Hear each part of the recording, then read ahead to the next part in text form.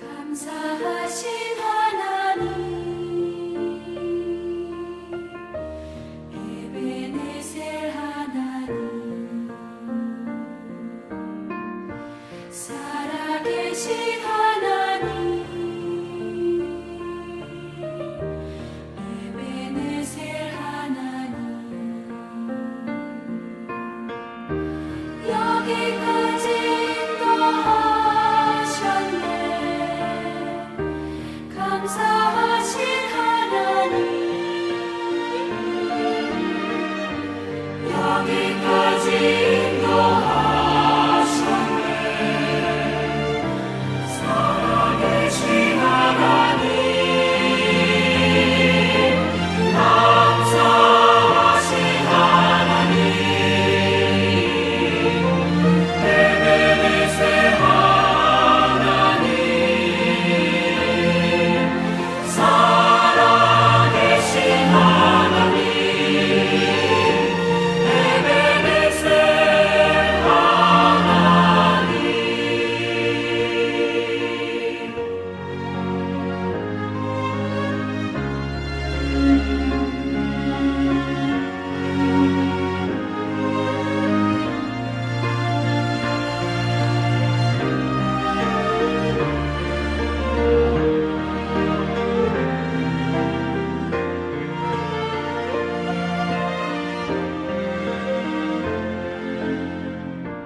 감사하신 하나님, 에베네셀 하나님, 살아계신 하나님, 에베네셀 하나님, 장래도 인도하시니 감사하신 하나님, 장래도 인도하시니 살아계신 하나님, 감사하신 하나님, 에베네셀 하나님, 살아계신 하나님, 에베네셀 하나님, 감사하신 하나님, 에베네셀 하나님, 살아계신 하나님, 에베네셀 하나님, 에베네셀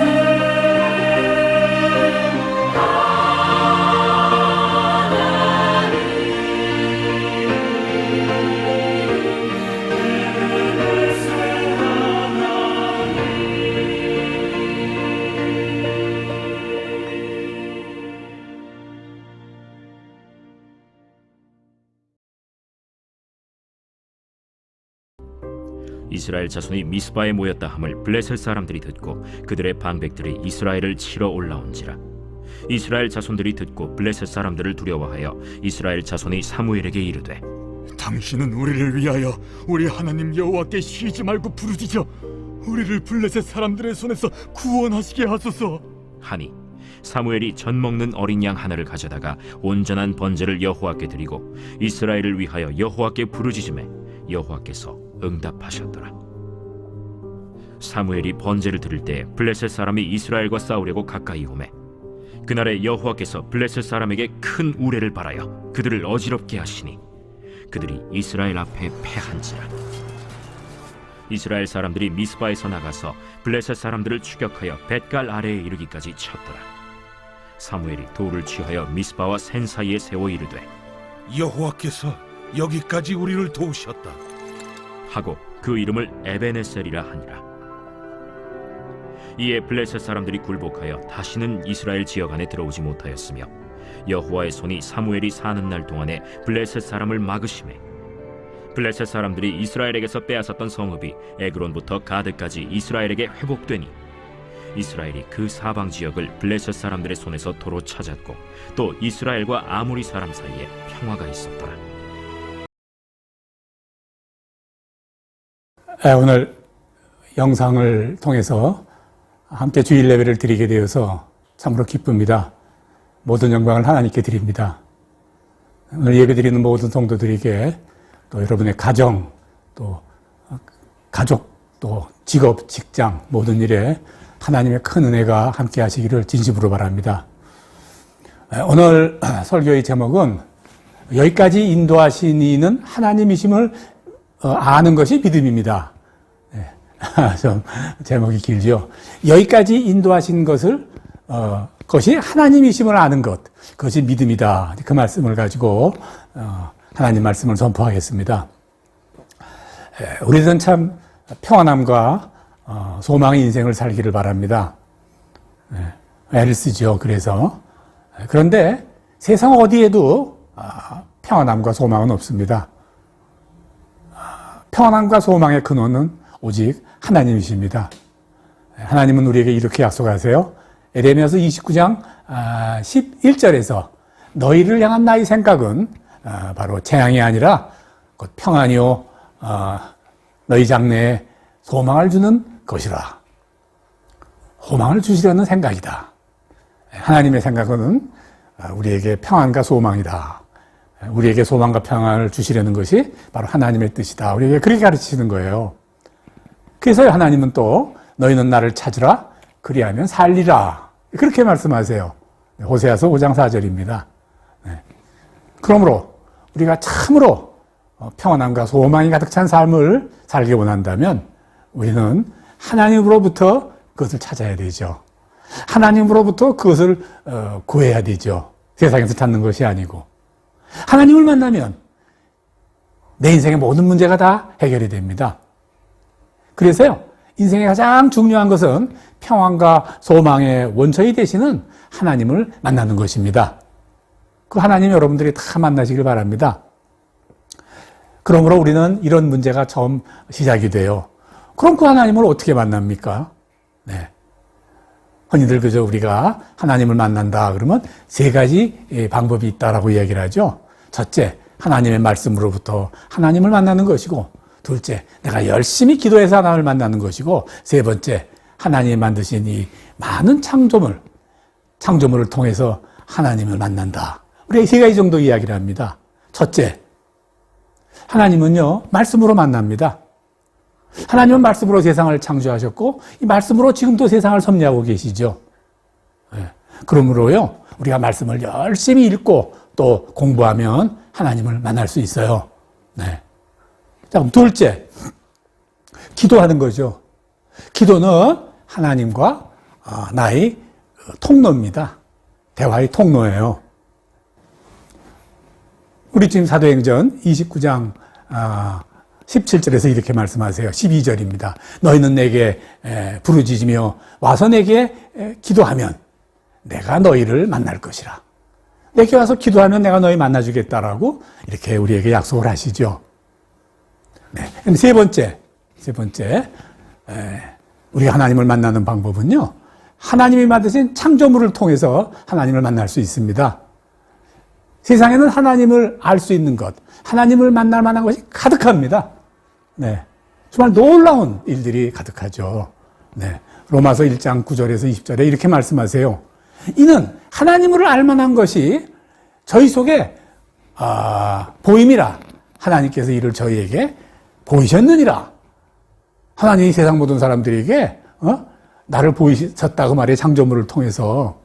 그래서 창세로부터 그의 보이지 않는 것들, 곧 그의 영원하신 능력과 신성이 그 만드신 만물에 분명히 보여 알게 되나니. 아니, 세상 만물에 보여 알게 되니까 저희가 핑계치 못함이라. 네. 하나님을 만날 수 없어. 그런 말 하는 거, 그거 다 핑계다. 그 말입니다. 네.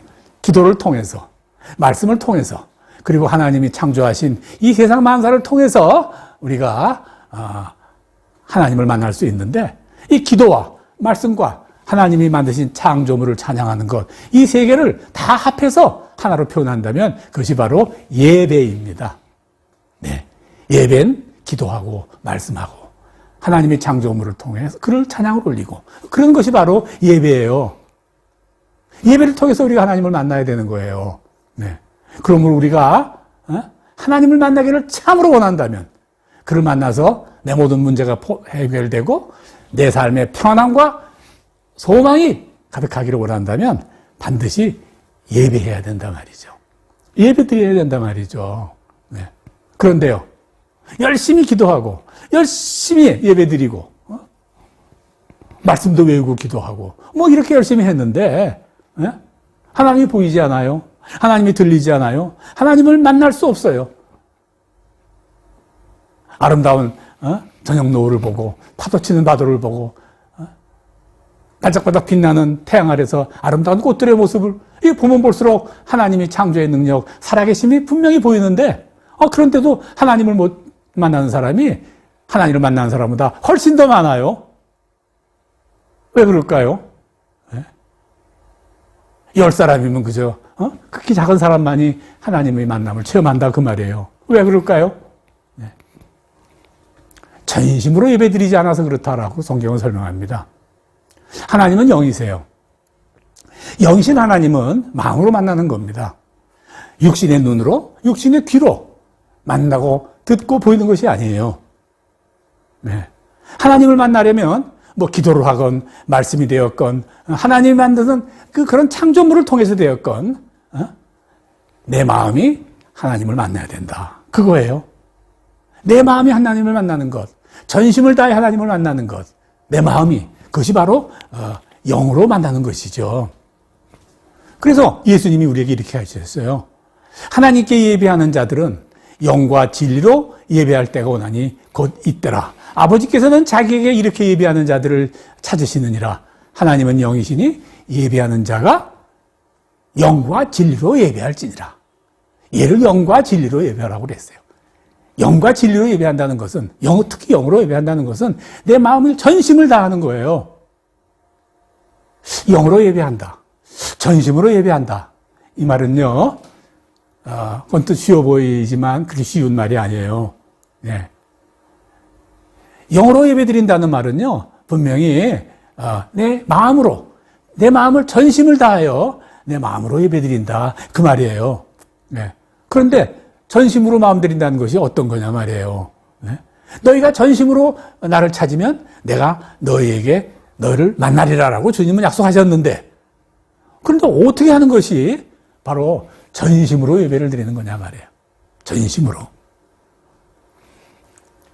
전심으로 예배 드린다는 것은요, 어떤 것인지 뭐 퀴즈 문제 풀듯이 이렇게 하는 겁니까? 저렇게 하는 겁니까? 이것이 맞습니다. 이건 아닙니다. 뭐 그렇게 할 수 있는 것이 아니에요. 왜냐면요, 세상 모든 사람들이 마음이 다 달라요. 마음만 다른 것이 아니라 그 처한 상황, 그 모든 것이 완전히 다 달라요. 세상에 똑같은 사람, 똑같은 상황 하나도 없어요. 사람마다 모두 소위 성품이라는 것이 다르고 태어날 때부터 처한 상황이 다 다른 거예요. 네. 그러니까요, 정성이란 어떤 것인지 이거 한마디로 정의할 수 없는 거예요.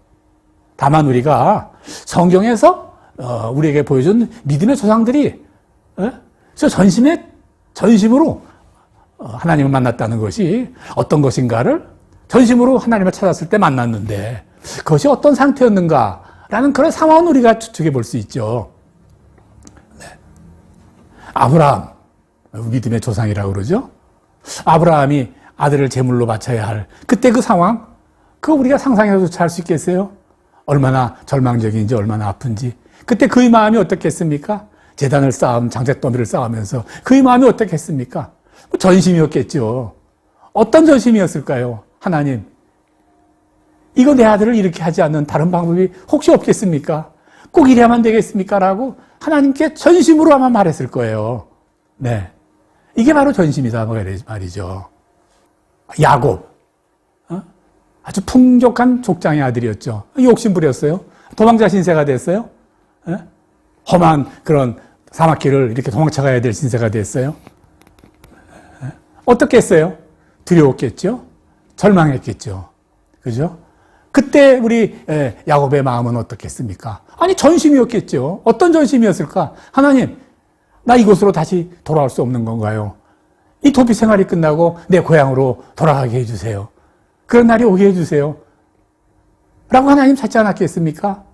네. 이것이 바로 전심이에요. 네. 그 이루어졌죠. 그래서, 네. 자, 오늘 본문, 에베네셀의 하나님. 여기까지 인도하신 하나님을 하나님이라고 믿는 믿음이 시작된 바로 에베네셀 이야기. 네? 사무엘이 사사로 있을 때 마지막 사사죠. 나라가 많이 약해졌어요. 그런데 그때 블레셋 족들이 전쟁을 벌이러 왔어요. 이길 수가 없어요. 이 전쟁에 치면 나라가 깨지고 온통 백성들과 나라는 다 노예가 될 거예요. 백성들이 어떻게 했어요? 오늘 본문이지 않습니까? 네? 우리 예배드립시다. 예배드려서 어떻게 해봅시다라고 했죠. 네. 그때 어떻게 했겠느냐 말이죠. 그게 전심이었죠. 어떻게 했습니까? 하나님, 여호와 하나님, 이건 우리 백성들이 저 블레셋에게 지면 안 됩니다. 우리 다 노예가 됩니다. 이럴 수는 없지 않습니까? 하나님 살려주셔야 되겠습니다. 살려주셔야 되겠습니다. 라고 기도했지 않았냐 말이죠. 그게 전심이에요, 전심. 네. 돌아오면 부족한 저도, 그런 경험이 여러 번 있습니다. 전심으로 기도하지 않으면 안 될 그런 상황. 하나님이 들어주시더라고요. 네.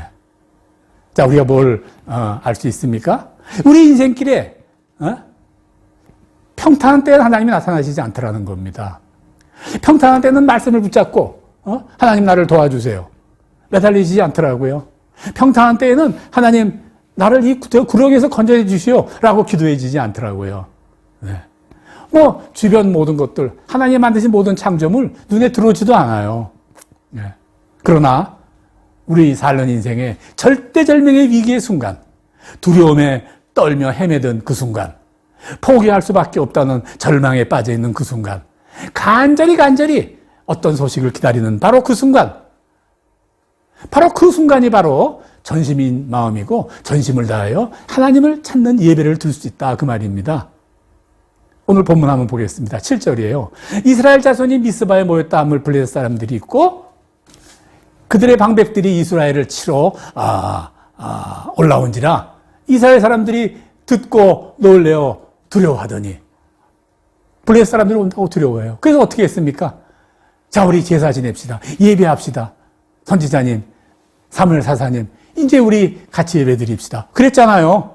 네, 8절. 이스라엘 자손 사무엘에게 이르되 당신은 우리를 위하여 우리 하나님 여호와께 쉬지 말고 부르짖어 우리를 블레셋 사람들을 손에서 구원하시게 하소서 하니 9절. 사무엘이 전 먹는 어린 양 하나를 가져다가 온전한 번제를 여호와께 드리고 이스라엘을 위하여 여호와께 부르짖으니 여호와께서 응답하셨더라. 저기 징경을 받아 백척간도에 달했을 때 백성들과 함께 이렇게 예배 드리니까 승리하게 하셨더라. 오늘 그 이야기예요. 네. 하나님을 만나면 우리의 인생의 위험이 해결됩니다. 이거 분명합니다. 잃어버렸던 거 다시 찾습니다. 네. 내가 지켜야 할 것 지켜질 수 있습니다. 마침내 평안과 소망이 인생이 됩니다. 네. 여호와께서 응답하신다. 그렇게 응답하신다 그 말입니다. 오늘 본문 10절 계속해서 읽겠습니다. 사무엘이 번제를 드릴 때 블레셋 사람이 이스라엘과 싸우려고 가까이 오매 그나라의 여호와께서 블레셋 사람에게 큰 우레를 바라여 그들을 어지럽게 하시니 그들이 이스라엘 앞에 패한지라. 아니 어떻게 이길 줄 몰랐는데 하늘에서 우박이 내려서 이기겠다 말이에요. 우레를 바라서 이기겠다 그 말이에요. 11절. 이스라엘 사람들이 미스바에서 나가서 블레셋 사람들을 추격하여 벳갈 아래에 이르기까지 쳤더라. 승리하게 됐어요. 하나님이 이렇게 하셨다라고 기록을 하고 있어요. 어떻게 되었나? 마지막 13절부터 읽겠습니다. 이에 블레셋 사람들이 굴복하여 다시는 이스라엘 안에 들어오지 못하였으며 여호와께서 손이 사무엘이 사는 날까지 블레셋 사람들을 막으심에 블레셋 사람들이 이스라엘 족속에게서 빼앗았던 성들이 에그론부터 가드까지 이스라엘을 이스라엘에게 회복되니 이스라엘이 그 사방 지역을 블레셋 사람들의 손에서 도로 찾았고 또 이스라엘과 아담 사이에 평화가 있으리라. 찾았고 평화도 회복되고 평안함과 소망이 이렇게 된 것이죠. 네. 우리에게 하시는 말씀이죠. 사랑하는 여러분, 전심을 다해 예배드리시기 바랍니다. 뭐 어떤 큰 건물, 사람들이 많이 모이는 화려한 건물, 넓고 쾌적한 건물을 찾아가서 예배드리려고 가죠. 왜 갑니까? 사람들 보러 갑니까? 시간 낭비입니다. 지금 계신 곳이 어디시든 정말 전심을 다하여 하나님을 찾으시기 바랍니다. 그러면 사사시대, 사무엘시대 역사해 주셨던 그 하나님께서 여러분의 삶에 직접 임하여 주셔서 모든 문제들을 해결해 주실 것입니다. 적들을 다 물리쳐 주실 것입니다. 회복시켜 주실 것입니다. 그걸 믿으시기 바랍니다. 그런데요, 우리가 분명히 하나 알아야 될 것이 있어요. 네. 하나님을 예배해서 하나님을 만남으로 내 문제가 해결되었으니 이걸로 끝이다, 그겁니까? 이거 아니에요. 네. 하나님을 만나서 이제 내 문제 해결됐으니 끝났다, 이거 아니죠. 이거는요, 바로 그 귀한 믿음의 시작이에요. 하나님이 그렇게 우리를 위험에서 구해주시는 이유는 우리의 믿음 때문이에요. 우리를 구해주시려는 것이 또 맞지만 구해주시려는 원래의 목적은 우리의 믿음을 위해서다, 그 말이에요. 네. 물론 전심을 다해 예배드리면 하나님을 만나게 되고 그 하나님이 내 삶에 회복해 주시고 그리고 그로 인해 믿음이 시작이 됩니다. 네. 그러나 그 믿음이 씨앗이 뿌려진 거예요. 작은 믿음입니다. 네. 하나님을 만남으로 삶의 문제가 해결된 것만이 아니라 하나님을 만남으로 이제 작은 믿음이 시작된 것입니다. 네. 5장 4절에서 이렇게 말씀하세요.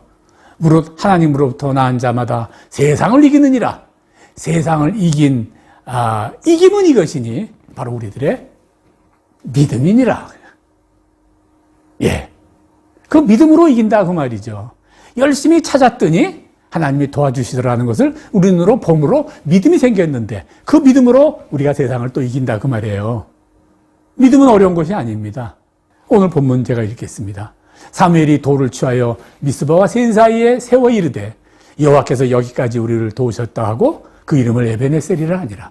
예. 믿음. 에베네셀이에요. 아, 여기까지 인도하신 이가 바로 하나님이구나. 그거 알게 되는 거 믿음이에요. 여러분, 이제 코로나 끝나가죠? 참 어려운 고생 많았어요.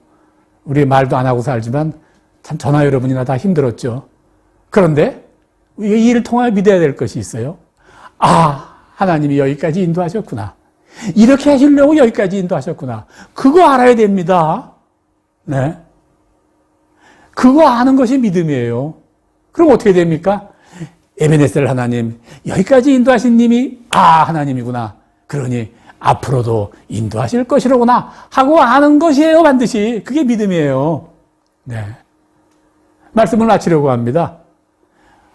열심히 예배하고 기도하고 말씀, 그래서 하나님 만난다고 문제가 해결되었다고 문제가 다시 생기지 않는 것 아니죠. 또 문제는 생깁니다. 사는 동안 문제는 그치지 않습니다. 그때마다 이 믿음이 복이 되기 위한 방법은 바로 믿음으로 이기는 것이에요. 하나님을 만남으로 뿌려진 그 작은 씨앗 같은 믿음이 새로운 문제로 인하여 해결됨에 따라 더욱더 큰 믿음으로 자라서 내 생명을 온통 바칠 수도 있는 그런 믿음으로 자라는 것이죠. 사랑하는 여러분, 그러므로 하나님을 간절히 찾으십시오. 전심을 다하여 하나님을 찾으십시오. 전심을 다하여 예배하십시오. 그러면 하나님이 지금 여러분의 문제를 반드시 해결해 주십니다. 그리하여 작은 믿음이 점점 더욱더 큰 믿음으로 자라서 여러분의 마음에 자리 잡게 될 것입니다. 그리하여 인생길에 끊임없이 닥치는 어떤 어려움도 극복하고 이겨낼 수 있을 것입니다. 그리하여 그런 어려움들이 더 큰 은혜가 되고 더 큰 축복이 될 것입니다. 마침내 여기까지 내 인생을 인도하신 이는 하나님이심을 확실히 알게 되고, 그로 인해 장차 다가올 내 인생도 하나님이 인도하심으로 아름답게 복받은 인생 살게 될 것이라는 것을 알게 될 것이다, 그 말이죠. 그런 여러분들이 되기를 바랍니다. 그건 축복입니다. 그런 축복의 삶으로 나아갈 수 있는 모든 성도들이 그런 믿음의 성도들이 되시기를 주의 이름으로 간절히 축원합니다. 아멘.